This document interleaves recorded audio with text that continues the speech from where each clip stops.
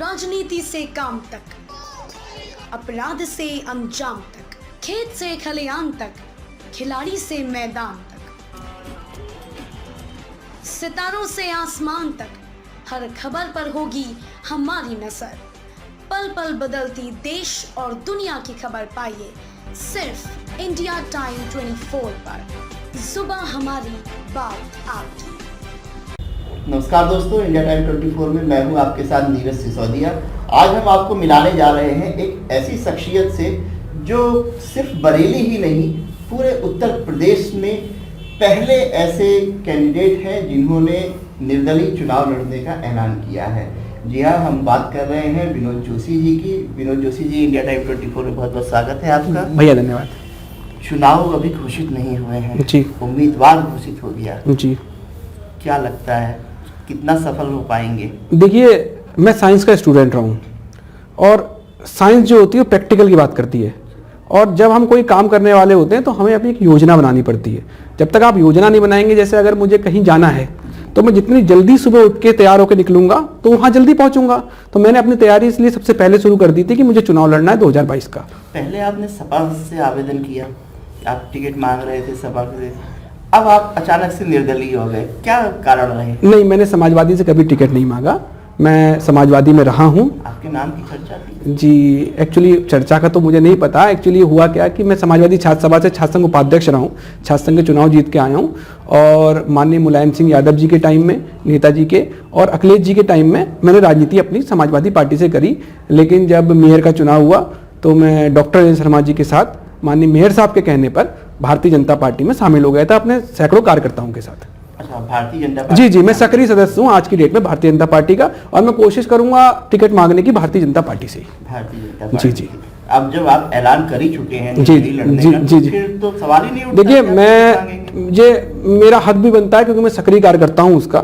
मैं टिकट का आवेदन करूंगा और अगर पार्टी टिकट नहीं देती तो मैं चुनाव लड़ूंगा, ये तय है। अच्छा, पार्टी अगर टिकट नहीं देती है तो आप मैं चुनाव लड़ूंगा 2022 का। समीकरण है आपके, क्या लगता है आपको कि आपको जनता वोट देगी और कौन आपका ब्राह्मण समाज क्या आपके साथ है? देखिए, मैं आपको बताऊं कि मैं अगर ये कहूं कि मैं बहुत बड़े परिवार से या राजनीतिक परिवार से ताल्लुकात रखता हूं तो मैं ये झूठ होगा। मैं शून्य, मेरी 7 पुश्तों में किसी ने राजनीति नहीं करी।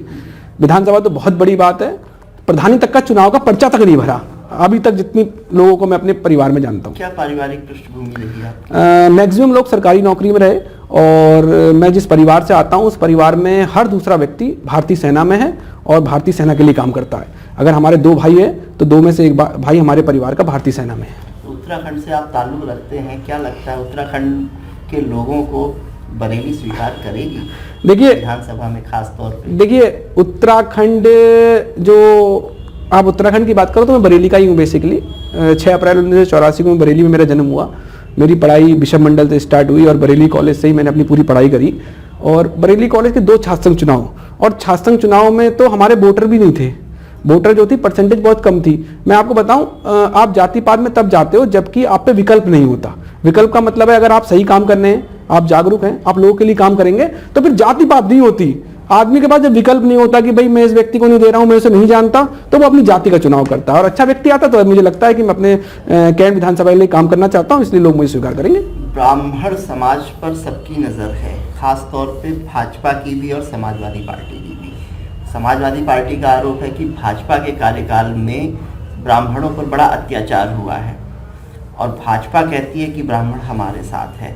ऐसे में एक और ब्राह्मण भाजपा को नुकसान करेगा या समाजवादी पार्टी को? देखिए, मैं राजनीति किसी को नुकसान करने के लिए नहीं कर रहा हूँ। अगर आप ये कहो कि मैं ब्राह्मण हूँ, आप मुझे वोट दीजिए, तो मैं कभी ये स्वीकार नहीं करूंगा कि मुझे आप सिर्फ इसलिए वोट कर दीजिए कि मैं ब्राह्मण हूँ।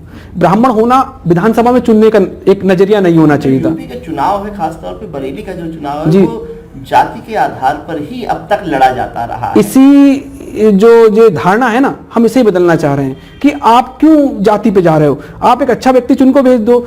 आप ये मान के चलिए, हम लोगों ने जितने जनप्रतिनिधि आज तक चुन के भेजे, विधानसभा में कितने क्वेश्चन कर लिए उन्होंने।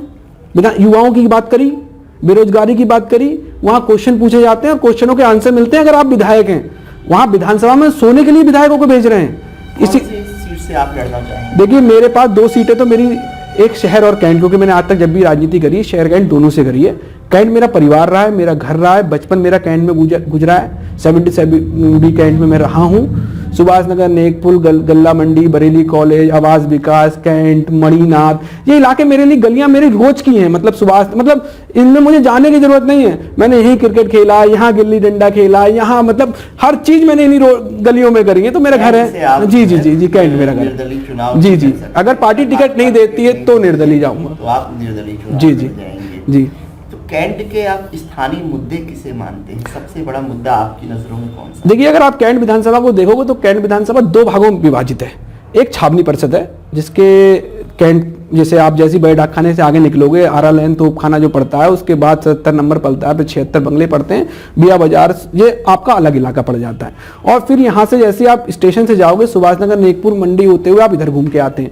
तो देखिए, मुद्दा यहाँ के युवाओं का पलायन है। यहाँ एक तो लड़का पढ़ता है, मेहनत से पढ़ता है, रोजगार जीरो है। यहाँ पर जितने ठेकेदारी भी कर रहे हैं, बाहर के लोग कर रहे हैं।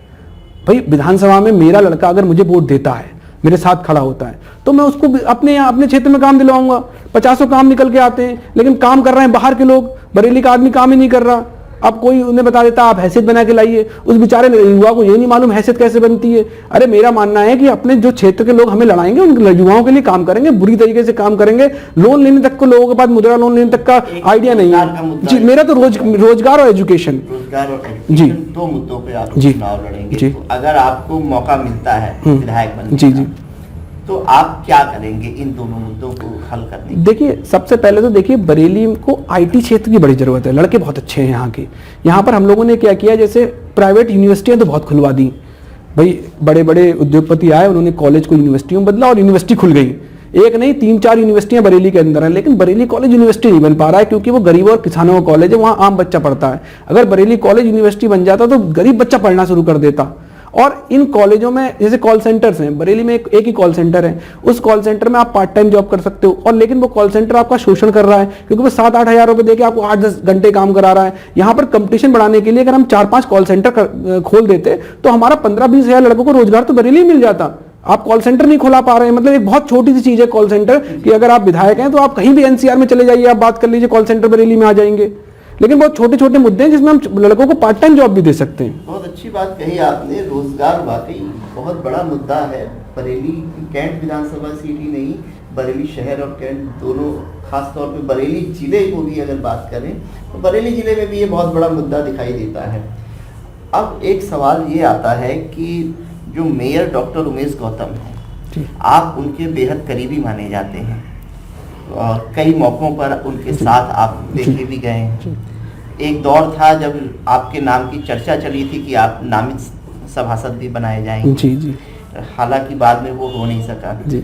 तो अगर मेयर उमेश गौतम जो हैं वो भी कैंट विधानसभा सीट से भाजपा के टिकट के प्रबल दावेदार हैं, अगर उनको टिकट मिलता है तो उस कंडीशन में आपका स्टैंड क्या होगा? देखिए, ये भविष्य की बातें, भविष्य कोख में क्या है ये भविष्य आने पता चलेगा, लेकिन मेरा स्टैंड तो क्लियर है कि मैं 2022 में कैंट से विधानसभा का चुनाव लड़ूंगा। हाँ, मेयर साहब मेरे बड़े भाई हैं और आज से नहीं कई सालों से भैया से परिचय हैं, लेकिन मेरा भी स्टैंड एक है कि मैं 2022 के चुनाव में मुझे जाना ही जाना है।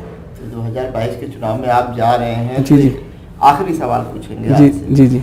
वर्तमान विधायक जो राजेश अग्रवाल जी, पिछले 10 साल से वो कैंट के विधायक जी, उनके अब तक के कार्यकाल को आप किस नजरिए से देखते हैं और उन्हें कितना सफल मानते हैं? देखिए, वो माननीय हैं, 2 बार चुनाव जीते हैं तो कोई बात तो होगी। मैं हमेशा लोकतंत्र में वोटों को बड़ा सिला देता हूं।